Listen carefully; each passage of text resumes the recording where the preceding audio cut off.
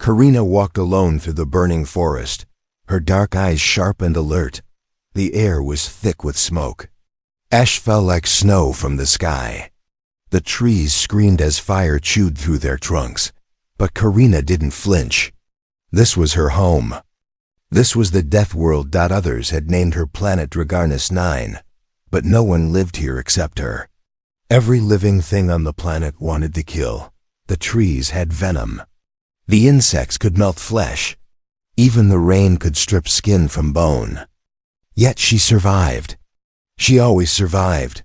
She was the last of her people. Her kind had once ruled this world. They were strong, born in lava caves, fed on razor lizards, and trained to fight before they could walk. But war came. War and poison from the stars. Her people died one by one. She was just a child when the last scream echoed across the valley. Now, she hunted alone. She built her shelter with bone and stone. She drank from boiling springs. Her body had scars, hundreds of them, like a map of survival. No one had touched her in years. No one dared land on Dragarnis 9. It was a cursed place. A place of death. Karina believed she was the only living Deathworlder in the galaxy. Until the sky cracked. Boom. A massive roar shook the mountains. Fire split the clouds. She looked up sharply. Something was falling from space metal, fire and smoke trailing behind. A ship. A big one, crashing, heading straight for the jungle valley below. Karina's heart thumped. No ship had entered her sky in 5 long years. No one came here, and if they did, they never survived. She ran fast, like a shadow over hot stone. Her bare feet danced over spikes and broken branches.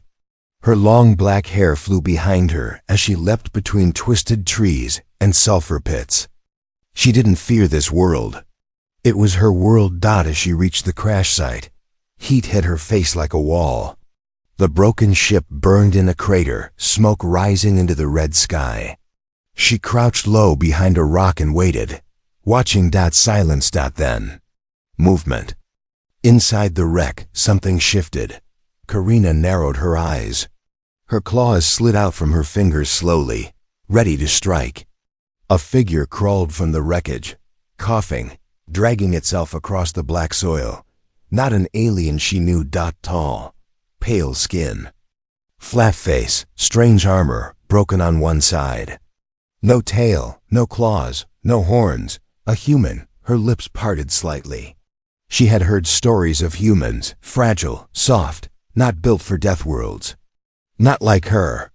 This one should already be dead. But he wasn't. He was bleeding, yes, his shoulder was burnt. But he was breathing. Alive. He pulled off his broken helmet and sucked in the poisonous air. Karina waited. Surely the spores would choke him. The ash would burn his lungs. The insects would swarm his wounds. She watched for death, but it didn't come.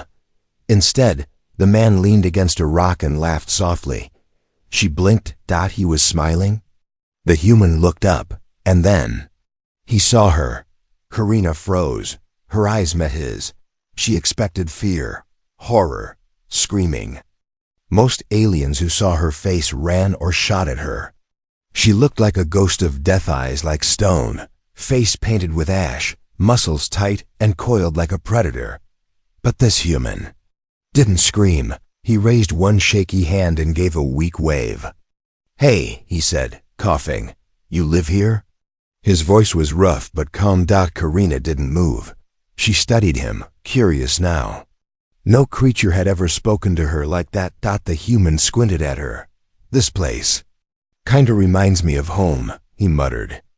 "Hot, deadly, smells like something's burning." She stepped out from the shadow. The human's eyes widened a little, but he didn't back away. Karina spoke for the first time in weeks. Her voice was low, unused, rough like stone. "You should be dead." The man grinned, blood dripping from his lip. "Yeah, well, I've been told that before." She tilted her head. "You are not from here." "Nope. Ship crashed. Bad navigation. Name's Jack." Karina stared at him. Jack. This weak-looking, bleeding human had survived impact. Survived the air. Was talking to her like they were neighbors. Was this a trick? Why are you smiling? She asked. He looked around at the flaming trees, deadly mist, and acid rivers. Because I'm not dead, yet. Karina's cold heart stirred. She had lived alone in pain for years, believing no one could understand her world. No one could live in it. No one could understand her, but this Jack. He hadn't died. Not yet, and he wasn't afraid. Maybe, just maybe, she wasn't the only one of her kind after all. Jack's first clear thought after the crash was that his tongue tasted like blood and smoke. The second thought, why am I still alive? He opened one eye and saw the sky above. Red, not just red, angry red, with dark clouds swirling like a storm made of fire. He could smell something burning, not wires, not metal. Something, alive. His ribs hurt. His helmet was cracked open. He touched the side of his neck. No suit seal. He should be choking. But he wasn't. Is this hell? He muttered. Then he saw her. Not clearly. Just a shadow at first. Tall. Still. Unmoving. Eyes like carved stone. Skin painted with black ash. Her hair swayed slightly in the hot wind. She looked like something from a nightmare. Or a warning sign on an old military poster. But Jack had seen real monsters before, and this was someone watching. Karina had never seen a creature like this up close. The human should have been dead the moment the air touched his skin. But he wasn't. He had survived the crash, survived the heat, and now he was looking right at her. Even bleeding and broken, he looked at her like she was a puzzle, not a threat. She had seen thousands of alien faces through broken feeds and old battle footage, but this one was new. Flat features, small nose, eyes soft, yet unafraid. Stay back, she warned, voice sharp. But the human just raised his hand, palm open. No weapons, he said, coughing. See? Friendly, friendly. She narrowed her eyes. Was this a trick? He reached into his broken chest plate, and for a second she tensed. But instead of a weapon, he pulled out a small, dented metal box. He pressed a button. A blue light blinked. Translator. Double quotes. Is this better? The human asked, voice now smoother, clearer. Karina tilted her head. Why aren't you dead? The human smiled. I ask myself that every day. She stepped closer. I am Karina. You stand on Dragarnis 9. This world kills all who touch it. Jack looked around at the bones, the burning trees, the bubbling river of acid a few meters away. Yeah, he said, wincing as he sat up. I can tell. Real warm welcome. Karina didn't laugh. She didn't know how. But something about the way he said it. It stirred a strange feeling in her chest. He wasn't like the others. He didn't scream, didn't beg, didn't point a weapon. He joked. Even when bleeding and broken, he joked. Jack's vision blurred, but he saw her moving around him, watching every step. Like a wild animal unsure if it should help or eat him. She looked like she'd survived hell. Her body was marked with burns, old cuts, battle scars. But she stood tall, balanced, dangerous. A survivor. Deathworlder, he whispered. She paused. You know what that means? She asked. Jack nodded slowly. Yeah, Earth was given that title too. She frowned. Earth? Jack leaned his head back. My home. Our forests are full of things that want to eat you. We've got poison snakes, flying teeth birds, and oceans that can drown cities. We live there anyway. Karina's eyes narrowed. You come from a world of death? He nodded. Not as deadly as this one, he admitted, but close enough. For the first time, Karina saw something in his eyes. Not just life. Familiarity. He was like her. Not soft. Not fragile. Not normal. By sunset, Karina had brought him a piece of raw fire beast meat and dropped it near him. Jack stared at it. You expect me to eat that? She shrugged. Eat or die. Your choice, Jack sighed. Thanks, I think. He bit into the meat.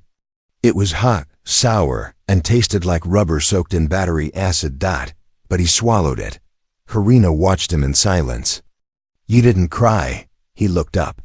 Was I supposed to? She walked away without answering, but inside, something changed. This human had crashed into her world and survived a full day. No suit. No support. No fear. Maybe, just maybe, she wasn't the last Deathworlder in the galaxy after all. The first time Karina heard laughter in the jungle, it wasn't from a beast or a bird. It came from Jack, and it shocked her. He was sitting on a rock, sharpening a long bone into a spear when he told her the story. So this one time, Jack sighed, smiling. I was chased by a bear back on Earth. Not just any bear, a mutated one, big as a car. I had no weapon, just a spoon. I still have the scar. He pulled back his collar and showed a rough line near his shoulder. Karina stared. You fought a beast with a spoon? Jack grinned. Better than nothing. Karina tilted her head. And you lived. Obviously, he said. I'm hard to kill. For a long moment, there was silence. Then something strange happened. Single quotes. Rena smiled. It wasn't big. Just a small curl at the corner of her mouth. Her face barely moved. But for her, it was a storm inside. She hadn't smiled. In years. Later that day, they hunted together. Jack was slower, still healing, but clever. He laid traps, used broken tech as bait, and showed her how to make a snare using melted wire and vines. Karina was impressed but didn't say it. She moved like a ghost, silent and sharp, taking down a venom wolf with one strike. Remind me not to get on your bad side, Jack whispered. Too late, she replied, but her voice was softer now. That night, they sat near a fire made from rock moss and gas crystals. Jack cooked meat badly. Karina didn't complain. She was used to worse. Jack looked up at the black sky. You know, I always thought humans were special. Karina glanced at him. Why? Because we survive things we shouldn't have. Wars, disasters, ice ages, even ourselves. She said nothing. But now, he continued, after seeing you, I think we're not the only ones. Maybe Deathworlders exist in many places. Maybe you and I, we're not accidents. We're something the galaxy didn't plan for. Karina stared into the fire. The galaxy fears what it can't control. Jack nodded. That's why they fear us. Then the ground shook. It started with a low rumble. Then came the growl. Karina jumped to her feet. Jack grabbed his spear. The trees nearby bent unnaturally. A foul stench filled the air. Something was coming. Not a beast. Not a simple predator. Something bigger. A sky howler. Karina's eyes widened. We run, now. But it was too late. The massive creature burst through the jungle. 8 legs, armored hide, wings of bone, and black slime. It screamed, shaking the air like thunder. Karina didn't hesitate. She leapt forward, slashing at its eye with her claw blade. Jack moved behind it, jabbing at its legs, drawing its attention. They fought like they'd trained together for years. Karina rolled, ducked, jumped, her body a blur. Jack threw himself into danger without fear. He used fire, traps, anything he had. They fought as equals, not as alien and human, not as strangers, but as Deathworlders. The beast finally collapsed with a deep roar. Smoke and blood filled the clearing. Karina was breathing hard. Jack had a deep cut on his arm. But they were alive. Jack leaned on a rock. That thing had a terrible breath. Karina smirked. Your cooking is worse. Jack laughed again, even though his face was pale. Then Karina said quietly, you fight like one of us. Jack looked at her. Maybe I am. She stared at him. No one had ever fought beside her and lived. No one had ever made her feel not alone. She reached out and touched his shoulder lightly. You are not like the others. Jack nodded. Neither are you. As the stars blinked above and the fire slowly died, Karina whispered to the night, maybe I was never the only. 1. The jungle was quiet. Too quiet. Jack didn't trust quiet. Back on Earth, silence like this usually meant one of two things. Either everything was dead, or something big enough to scare everything else was nearby. Jack sat by the wreck of his ship, sweating in the thick, poisonous air. The side panel was cracked open. Wires hung loose like jungle vines. Sparks snapped every few seconds. Karina stood behind him, arms crossed. You sure this will work? She asked. No, Jack said, wiping grease on his pants. But I'd rather die trying to fix this than rot in a hole. He pulled out a battery the size of his fist, pressed it into a small socket, and flipped a switch. The ship made a sound. Not a normal one. A low hum. Then dash click. A screen lit up. Fuzzy static, then a flash of blue. Message file recovered. Jack froze. Karina leaned in. The screen blinked. And then words appeared, first in Earth's language, then translated into galactic code. Subject: Planet Earth. Reclassified. Status: Deathworld Level 5. Karina's breath caught. Repeat that, she said. Jack read it again, slower. Deathworld Level 5? He tapped the screen. A voice message started playing. An old scientist's voice echoed through the broken speakers. The Earth species known as humans are to be reclassified as high-risk Deathworlders. Their survival rate, adaptability, aggression, and refusal to die make them a threat to peaceful races. Avoid direct contact. If stranded, do not engage. Report to council immediately. Silence followed. Karina stepped back, her face pale. Your world. It's a death world. Jack looked down. I guess it wasn't official. Now it is. Karina stared at him. Her heart beat faster. All her life, she believed she was alone, the only one born on a cursed planet. She had worn the name Deathworlder like a chain, a monster, a freak, but now this human. He had survived his own hell, and the galaxy feared him too. You're like me, she whispered. Jack looked up. Yeah, we both come from places where even the air tries to kill you. Karina walked away slowly, her mind spinning.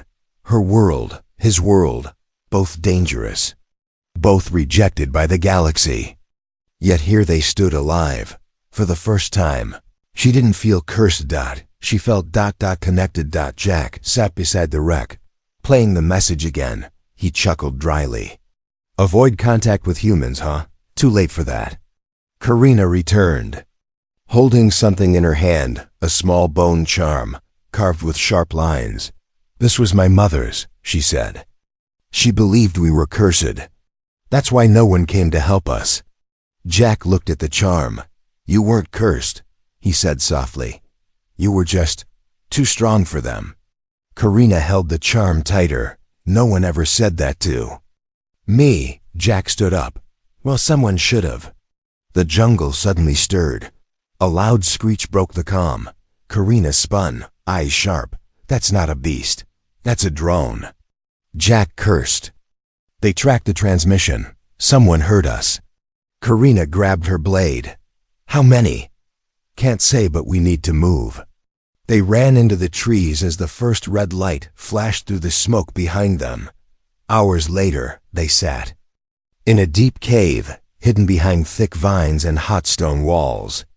The only sound was their breath. Jack looked over at Karina. You okay? She nodded slowly. Better than I've felt in years. Even with bounty hunters coming? She looked him in the eye. For the first time. I don't feel like a monster. Jack smiled, tired but proud. Then the message was worth it. Outside, something moved through the trees. Metal legs, red sensors. Weapons locked, but inside the cave, 2 Deathworlders were waiting, and this time, they weren't alone. The sound didn't come like a roar. It came like a whisper, a soft hum in the wind. Almost gentle, Almost calm. Karina heard it first. Her eyes shot open in the dark cave. Her hand reached for her blade before her mind was even awake. Get up, she said sharply. Jack stirred. What is it? Karina's voice was cold and certain. Drones with cloaks. And footsteps behind them. Jack didn't argue. He knew that look on her face, now the hunter's instinct. She wasn't guessing. She knew. Outside the cave, under the cover of dying trees and red mist, they had come, bounty hunters, not mercenaries, not soldiers. These were professionals trained to hunt monsters, and Karina had been on their list for years. The leader of the group stood tall in armor made from bone steel. His face was covered, but his voice was smug. We found her, he said into his come, the Deathworlder, and surprised. She's got a pet human now. He didn't know the human could hear him. Jack, crouched beside Karina, heard every word. Pet. Jack's fist tightened. Karina whispered, they don't know what we are together. Jack smirked. Let's show them. The first drone entered the cave. Karina snapped its head, clean off with a spin kick. The second one didn't even get to beep before Jack jammed a spear through its eye. Then came the hunters. 5 of them. Fully armored, armed with plasma nets, shock rifles, and toxin bombs. But the one thing they didn't bring? Respect. The cave exploded into chaos. Karina moved like a storm. Her claws tore through armor. Her body twisted, leapt, dodged. Every strike was deadly. Every breath was measured. Jack moved beside her, not behind her. He threw, blocked, ducked, and stabbed. His earth-trained instincts mixed with battlefield reflexes. He fought dirty, fast, and with fire in his blood. Back to back. They fought like they'd trained their whole lives for this one moment. One hunter screamed, "Why won't they fall?" Karina growled, "Because we're built for hell." Jack grinned through blood. "And you brought a picnic." But numbers were not on their side. Jack got caught in the net. Electricity surged through his body. He screamed and dropped. Karina went berserk. She slammed into 2 hunters at once, breaking bones and slicing weapons apart with her bare hands. Her roar shook the walls. She reached Jack and tore the net off, her hands burning. He coughed and whispered, "You okay?" She looked at his face, pale, hurt, but alive. "You saved me," she said. Jack looked up, smiling weakly. "You would have done the same." "No," she whispered, eyes shining. "I never would have risked my life for anyone, not before you." The last hunter tried to run. Karina caught him. "No one leaves alive," she said, voice calm. "One final strike. Silence. Then. Peace." They dragged the bodies into a pit of acid nearby. Jack leaned against a rock, breathing hard. "That was fun," he joked. Karina didn't smile this time. She was staring at her hands. They were shaking. "I almost lost you," she said. Jack looked at her. "But you didn't." She looked up. "Why did you protect me?" He hesitated, then said quietly, "Because I believe in you, and because ... you're not alone anymore." Her eyes softened. For the first time in years, she let herself feel something. Not fear, not pain, but trust. And maybe something even warmer. The stars above didn't care that too. Deathworlders had just changed everything, but the galaxy would very soon. Karina had never been touched gently, not once. Not by her parents, not by her teachers, not by her warriors. On her world, affection was weakness, and survival was the only goal. So when Jack reached over and placed his hand on hers, softly, without fear, without force, she froze. Not because she was scared, but because it felt strange to be held like she was more than just a weapon. They sat together in the middle of a dead clearing. Burnt grass beneath them, smoke in the sky. A pile of hunter gear beside them, stripped and broken. The battle was over. For now. Jack had a cut above his eye. His shoulder was bruised. But he didn't complain. Karina wrapped a cloth around His arm. You're lucky your bones are strong, she said. Jack chuckled. You say that like you've checked. Karina looked at him. I have. While carrying your heavy body out of a plasma net. He grinned. Silence fell between them, but it wasn't empty. It was comfortable. Karina finally asked, Were you always like this? Brave? Stupid? Jack looked up at the sky. No, I used to be angry at everything. Why? He hesitated. Because I was born on a dying planet. I watched my people fight over water, food, and land. I lost my family young, and the galaxy just watched. Karina listened. She didn't interrupt. Jack continued. I joined the military to escape it, to prove something. But even there, I felt like I didn't belong. She nodded slowly. You sound like me. Jack turned. Yeah? My people trained me to fight, from childhood. I wasn't taught love or kindness. I was taught how to break bones and survive heat storms. Jack smiled sadly. We were both built in fire. She looked at him. Not so different after all. Later, they built a small shelter using broken hunter parts and Karina's bones and vines. It wasn't beautiful, but it was safe. They cooked meat over fire. This time, Jack didn't burn it. Karina actually said, better. He raised his hands. High praise. She almost smiled again. As the night deepened, Karina pulled out an old cloth. Inside it was a small black rock. Smooth and warm to the touch. This was given to me when I came of age, she said. It was meant to be passed to my mate. One day, Jack blinked. Oh, she looked serious. I never thought I'd give it to anyone. Never trusted anyone enough. Jack was quiet. She held it out. He hesitated, then took it. Their hands touched again. This time, she didn't freeze. But peace never lasts on a death world. The ground began to shake. Soft at first. Then stronger. Karina's eyes widened. No, not now. Jack grabbed a weapon. What is it? Not a creature, she said. The planet is shifting. Jack looked around. Earthquakes? Karina pointed to the sky. No, a superstorm. Thunder cracked in the distance. Winds began to howl. Jack stared at the black wall of clouds forming across the horizon. How bad is it?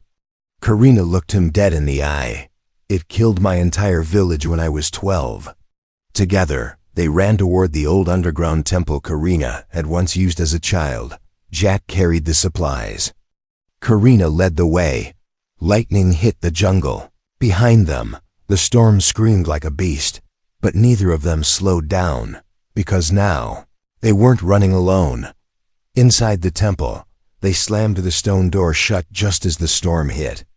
Surrounded them, wind howled outside like a million dying voices, but inside, two Deathworlders sat close together. Alive. Breathing.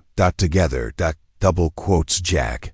Karina whispered in the dark, if we survive this, we will, then maybe. We don't have to be weapons anymore. Jack reached for her hand again, and this time she held it first. Karina had always believed her heart was a weapon, cold, sharp, silent, something to be used, not felt. But now, as the storm screamed like a dying god outside the stone shelter, and a warm human hand gently wrapped around hers in the dark. She realized something terrifying.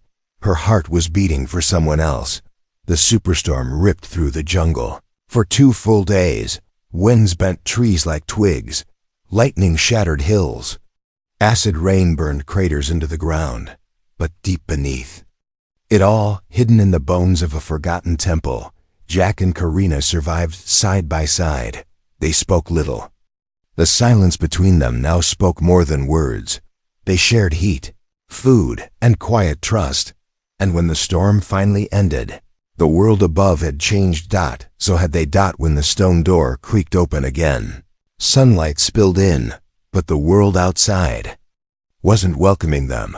A ship waited in the clearing. Karina stepped forward, eyes narrowing.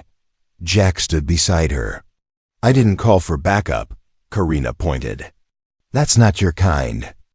Jack looked harder. It was a council ship, sleek, silver, silent, diplomats, spies, or worse. They were here because of the message Jack had sent days ago. And now they had come to see the monsters themselves. 3 aliens stepped out, tall, pale skin, elegant robes, fake smiles. The lead one raised a hand. Greetings, Deathworlders. Karina didn't speak. Jack crossed his arms.